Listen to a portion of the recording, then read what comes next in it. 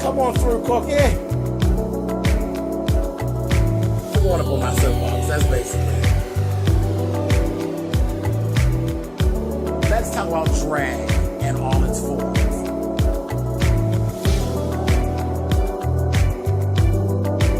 What,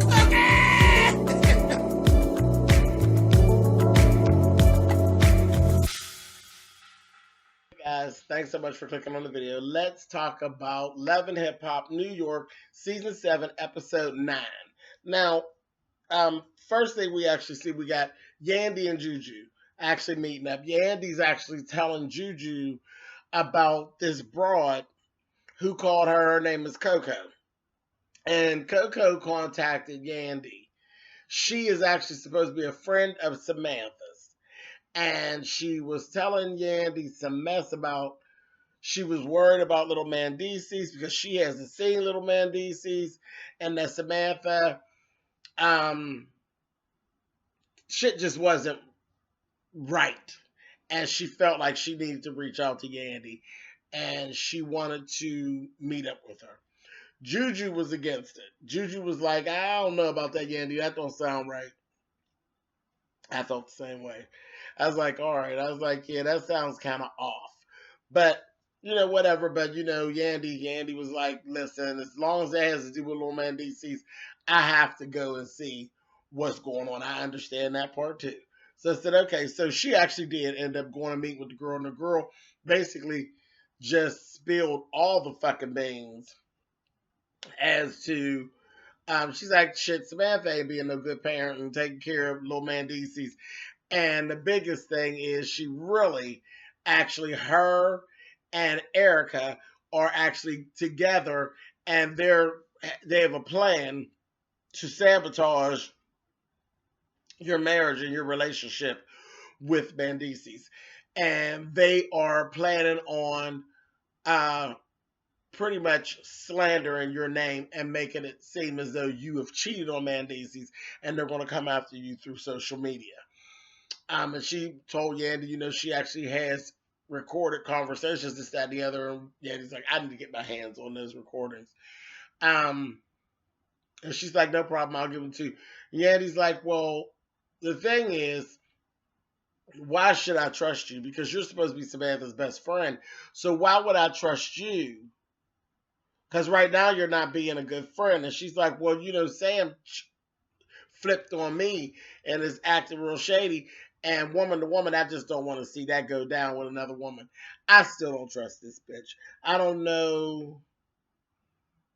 Let me take that back. In real life, I wouldn't trust this bitch. Mona Scott, Young Life, yeah, she's just the messenger. She has to keep the plot moving. So let's just say that. But in my real life, I wouldn't trust this bitch. I'd be ready to yank her ass too. But so we'll see what actually goes on from there. Okay, so we'll see them later. Next, we got Cisco, and he actually takes his big head ass and he meets up with somebody that shocked the hell out of me, that he was going to talk to about the whole Peter situation. Tara. You know, the seeing all, knowing all, smart Tara that fixes everybody's life, but her life is a fucking shambles. That Tara. Child, the two of them got in there, and I understood why he is the godfather to one of the children, and they get along so well, because they are just the fuck alike. They were sitting there talking, and the next thing you know, they were screaming and yelling at each other. Like, at this decibel. Screaming and yelling. Tara ended up looking at that motherfucker and she said, hey, the fucker. All that motherfucking hollering, bitch. Bitch, you wrong. You was wrong. I don't give a goddamn what you say. You was wrong. Some all that motherfucking hollering. Got my motherfucking edges falling out and shit. And that's what told me, do you want to fix it or no? Now shut the fuck up with all that goddamn hollering. I was like, all right, Tara. But I mean, the two of them was just screaming and hollering. I said, child. And it is funny when you have a friend that screams and hollers like that, and it if you don't know someone, you would bust them in the mouth. But when you have a friend that you know that is their demeanor, it's hilarious because I have a good friend who his demeanor is very much that way. He gets excited and he doesn't mean anything bad. It's just his demeanor. Screams and he hollers and he rants and he rages. And I literally sit while he's doing it and I look at the phone like, mm-hmm. Poor thing. I said he just running his goddamn blood pressure up, and no good well that I'll be like, all right, but that's just his demeanor, and I laugh because Tar's demeanor is exactly the same, so it had them both screaming, and I said, oh no ma'am, no ma'am, but it was hilarious. But all in all, Tar is the better screamer because she sure told that motherfucker, shut up, motherfucker. I was cracking up. So she ended up sending Cisco. He went on off to talk to Peter again. Because, see, Tara was done with all the shit that Cisco was talking about. She listened to everything he said about the shit with Rich and this, that, and the other. When that motherfucker said there was $10,000 that he blocked, that bitch was like, 10,000, that's 1,000 for two of my kids. Motherfucker, you out of order. I said, all right, bitch. I cracked up. That bitch got to breaking that down. 2,000 of that was mine. Motherfucker. I said, uh-huh. But he goes and he talks to Peter. And they're having this conversation. And they kind of get started right back. Again, he talking that old slick, smart mouth shit to Peter.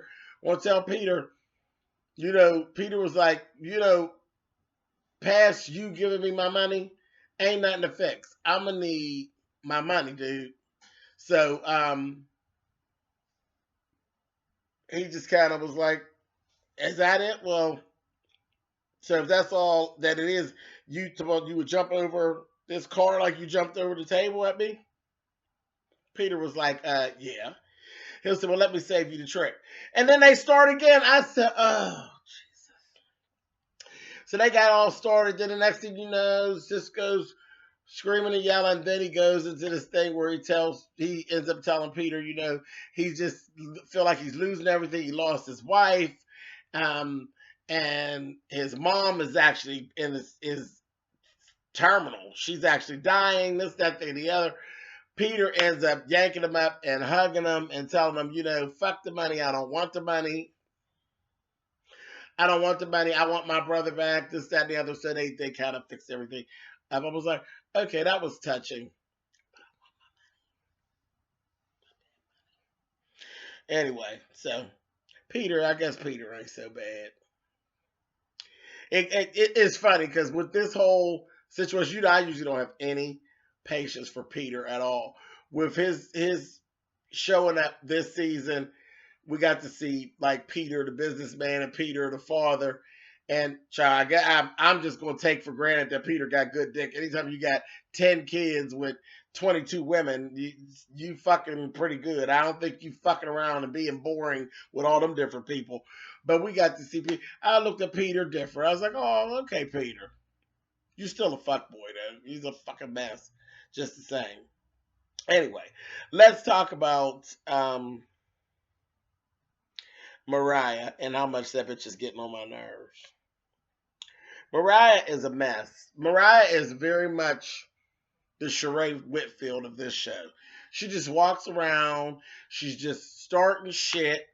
She is. She's literally starting shit everywhere she goes. She's into it with somebody everywhere she goes. She's wearing her ass on her shoulders because for some reason she thinks she's a star all of a sudden. So she has all these feelings about Major Galore. She done went to a couple DJs and badmouth Major Galore, told them don't play her music, this, that, and the other. She ain't shit. Bitch used to be a stripper and on. Well, bitch, last I checked, you wasn't no class act whore. I just thought that was a lot of nerve. So, knowing this, Self had actually talked to Galore, and Galore was actually telling them, I'm really not with the shit. Like, she's really out of order. So once she was saying these things were going on, I said, well, I kind of understand Major, and she better than me, because when I'd have seen Mariah, I'd have jumped on Mariah, no words at all. No questions asked. I'd have tore her little skinny, scarecrow looking ass up. You try to fuck up my money? You don't like me because of whatever reasons and you try to fuck up my money? Well, bitch, this is what I got for you. I'd have hit that bitch upside her head with my motherfucking purse. But anyway, Self gets them together. Talking about y'all both gonna be on Gwen. We need to get this straight and all out. This, that, thing, the other. Here come Mariah in there with some of that slick talk. I said, girl, Major Galore gonna get you, honey. She's gonna get you. And Major Galore was like, you're not even my kind of people. You running around presenting yourself to the world as a hoe, so you're not anyone that I would want to associate myself with anyway. I said, oh. She said, well, you're a hoe because you strip. She said, no, I strip. I'm a dancer. You presented yourself to the world as a hoe on purpose. I said, oh, child. She got her right together. Truth be told, child, nobody want to go to the corner store with either one of you bitches, but I was like, I did understand what Major Galore was saying, and Mariah was looking foolish and messy. But they end up going back and forth. Then he decides to put them into this thing, so we're going to put them in a competition against each other to compete for a spot in an upcoming show he has, because he only has one slot. So he's going to have them compete. Child, that's going to be a mess. But anyway. All right, last thing I'm going to talk about, Gorgeous Gangster. So there was the Gorgeous Gangster launch party. And actually, Method Man was there with his fat ass. Method Man was there. It was actually a great event. Snoop did a great job. It was really nice. It was packed out. It actually looked like an event for a change. Instead of just 10 people put in the room, it looked like an event, and it was nice. She had 3 different acts, but the only thing that was bad was Jay. The whole time, Jay is so motherfucking ghetto and loud. And she's hollering and she just got drunk and she back there, go best friend, yeah, yeah. I mean, she was so loud and ridiculous. I love you, Snoop. Her voice was getting on my nerves. She was drunk and ridiculous. She really was. She acted like a drunken pugilist, honey, the whole show. So Snoop told her, you can't be acting like this. You need to kind of like pull it back a little bit. Next thing you know, she started going off into some tangent about you can fuck whoever you want, and this, that, and the other, and on and on and on, and I just don't like it. Snoop was like, see, this is what I was talking about. I thought we could do some business, but obviously we can't do no business because you want some old fuck shit now. Ain't nobody even talking about our personal life. And we don't even have a personal life. Bitch, I quit you. I left you alone. She ended up, walking outside. It just ruined the whole thing for Snoop. She ended up leaving her own motherfucking event. Because of Jay and her crazy bullshit. And then she's out there saying, ah! I said, oh, girl, shut up. She's ridiculous. She need to take her ass back to the Windy City and shut her motherfucking ass up and sit down and raise her baby with her crazy ass, sometimes lesbian, non-lesbian self. Girl, sit down. A mess. But that was basically it. It was a pretty good episode. So, was what it was. I'll see y'all next week. All right, y'all. Peace.